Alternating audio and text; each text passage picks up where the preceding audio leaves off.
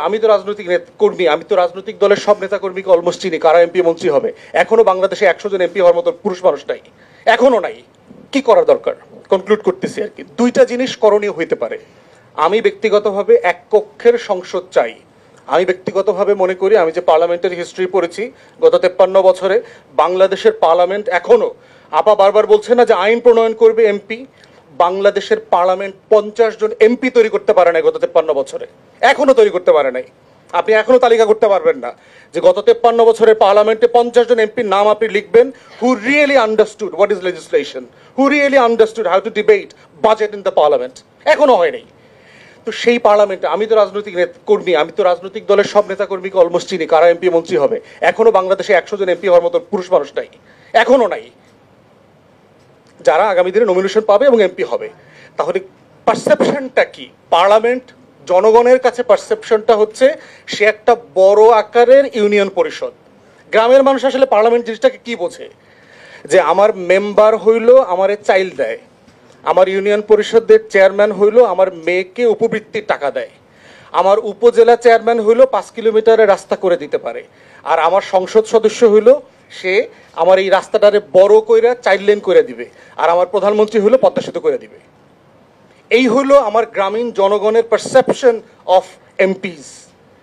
এখন সেই 12 কোটি জনগোষ্ঠীকে তো আপনি আগে ভোটার বানাইতে হবে, তারা তো ভোটার না। আপনি যদি লেজিসলেশন চান যে এমপির, তাকে তো ভোট দেওয়ার মতো ভোটার থাকতে হবে on the ground, and they are not there. আমি যে গত 5 দিন হাজার হাজার লোকদের সাথে কথা বলছি, nobody talked about Dhaka or urban politics or the legislation or the reforms. Nobody. ভাই আমাকে দুইটা হাঁস দেন, আমার একবার টিন দরকার। আমার এই বাড়ির রাস্তায় ইট ফালায় গেছে, 30 বছর হয়ে গেছে, এখনো এই রাস্তাটা পাকা হয় নাই। আমার মেয়ের উপবৃত্তিটা বন্ধ করে দিছে কারণ আমার এনআইডিতে বাপের নাম ভুল আসছে। আমার পাসপোর্ট ভিসা হয়ে গেছে কিন্তু এনআইডির সাথে মিলে নাই বলে এয়ারপোর্ট থেকে ফেরত দিছে। আপনি সমাধান করতে পারবেন কিনা? এভরিবডি আপনাকে জিজ্ঞেস করেন যখন এলাকায় যায়। বাংলাদেশে ভোটার নাই।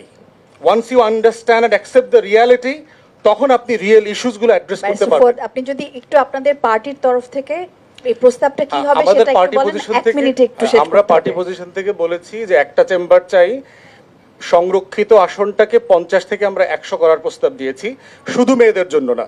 এখানে যত পিছিয়ে পড়া জনগোষ্ঠী আছে, প্রতিবন্ধী, পাহাড়ি জনগোষ্ঠী, উর্দুভাষী কমিউনিটি, হিন্দু, খ্রিস্টান, বৌদ্ধ, হরিজন, যারা যারা আছে সবাইকে এখানে ইনক্লুড করেন এবং সেটা ফ্রেমওয়ার্কটা আলোচনার ভিত্তিতে তৈরি করেন।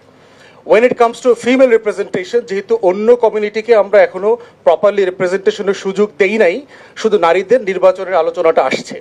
এইটার ব্যাপারে আমার প্রস্তাবনা হচ্ছে দুইটা আমাদের জায়গা থেকে। একটা হচ্ছে দলগুলোকে ফোর্স করা আপাতত 5 to 10% ডাইরেক্ট নমিনেশন দেওয়ার জন্য। আপনি বিয়ন্ড 10% চিন্তাই করতে পারবেন না। ওইখানকার পুরুষ যারা প্রার্থী আছে তারা পিটায়া ওই এমপির এলাকা ছাড়া করে দিবে প্রার্থীকে। Believe me, this is a reality on the ground. ওই সব দলের যারা পুরুষরা 17 বছর ধরে এমপি মন্ত্রী হইতে পারে নাই, ওরা মানে পার্কিং ডগসের মতো এখন বসে আছে এলাকাতে, পাগলা কুকুরের মতো বসে আছে ওইসব পুরুষরা, কাউকে দিবে না।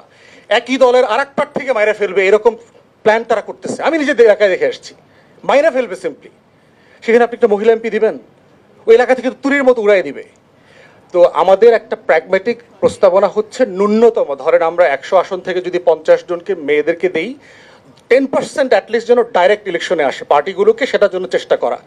দ্বিতীয় অপশন হচ্ছে এই 10% যদি আপনি ডাইরেক্ট ইলেকশনে দেন, মেয়েদেরকে তার public safety, security, facilities, accessibility, এটার জন্য আরবান সিটগুলোকে নমিনেট করা দরকার বলে আমি বোধ করি। যদি আপনি আরবানে তাকে 20-25টা ডাইরেক্ট ইলেকশনের সিট দেন, এইটা কিভাবে ওয়ার্ক করে, ফাংশন করে, সেটা আমাদের দেখা উচিত। এই ফাংশনালিটি, এই রিয়ালিটিগুলোকে যদি অ্যাড্রেস করে আগান, তাহলে সেখান থেকে কিছু অ্যাচিভ হবে। বাকি যে ইউটোপিয়ান ডিসকাশন আছে, ফর গড সেক, আপনারা কষ্ট পাবেন, কয়দিন পরে হতাশ হবেন। এই তো ডিসেম্বরের নাগাদ তো দেখবেন তো বাংলাদেশ ইলেকশন পলিটিক্স কোথায় যাচ্ছে। দেখতেছেন না লন্ডনে সবাই দলে দলে দলে দলে ভিড় করছে এখন। This is reality.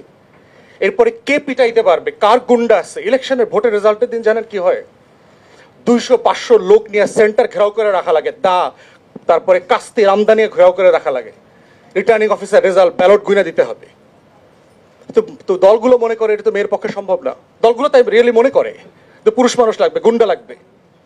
তো এই বাস্তবতায় আমাদের প্রস্তাবনা দুইটা, যে দয়া করে সবাই দলগুলোকে আমরা বাধ্য করতে পারি কিনা এইবার যে মিনিমাম 10%, 5 to 10% ডাইরেক্ট নমিনেশন দেন, এবং এই নমিনেশনগুলো শহরে দেন যেখানে ক্যাম্পেইনটা মেয়েরা সেফলি করতে পারবে।